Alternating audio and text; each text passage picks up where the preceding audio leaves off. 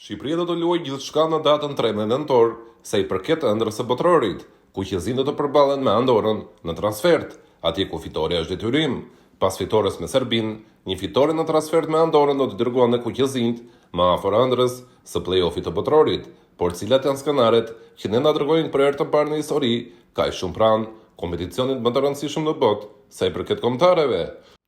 Skenari më i thjeshtë është ai që Shqipëria të fitojë me Andorrën dhe Anglia të bëjë detyrën për të mundur në shtëpi Serbinë, pavarësisht se ka siguruar kualifikimin e saj. Ndërkohë në xhora surprize të Serbisë, atëherë dhe Shqipëria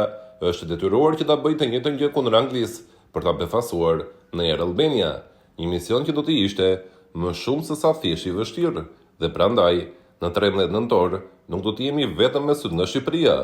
por një sy duhet ta kemi edhe nga ndeshja Angli-Serbi. Shqipëria është e detyruar për të fituar, po aqsa edhe fitore e Anglisë me Serbinë, që për ne mbetet një detyrim, por sa shanse ka që Anglia të lëshojë penë në këtë ndeshje. Në gjithë vitet e fundit, Anglia ka mbyllur me pikët e plota grupin e saj dhe aktualisht jo vetëm që ka pikë të plota,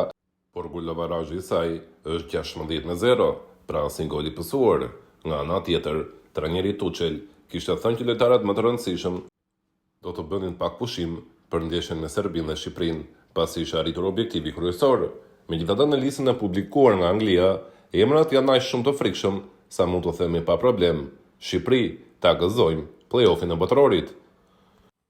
Anglia ka rikthyer Foden dhe Bellingham me këto të fundit që ka qenë i dëmtuar më parë dhe tani do të rikthehet edhe te tre luanët për të qenë pjesë e mekanizmit së Tuchel. Sulmi anglis ka emra të frikshëm: Bowen, Eze, Foden, Gordon, Kane, Rashford dhe Saka. Kushdo prej këtyre emrave të luajë në sulm është e sigurt se do të jetë i dëmshëm dhe do të mbylli të gjitha shpresat e Serbisë. Gjithashtu,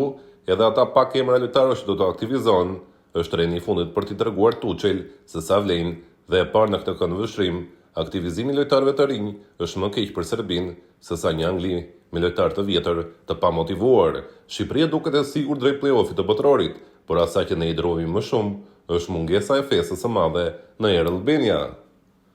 Pak kohë më parë, ne shkuam në Europianin e Gjermanisë si vend i parë në grup, dhe kjo nuk kishte ndodhur asnjëherë në historinë tonë, por në fund nuk arritëm dot që të festonim në Air Albania, pasi barazuam 0-0 në ndeshjet e fundit me Ishujt Faroe, dhe nëse Anglia fiton thellë kundër nesh në ndeshjen e fundit, atëherë do të ishte po një tapamje, po një panoram, jo shumë e bukur, me një tjetër arritje të madhe të Shqipërisë, që do të mbetet e pashijuar pikërisht për një ndeshje të fundit të parëndësishme për objektivin tonë të siguruar më parë.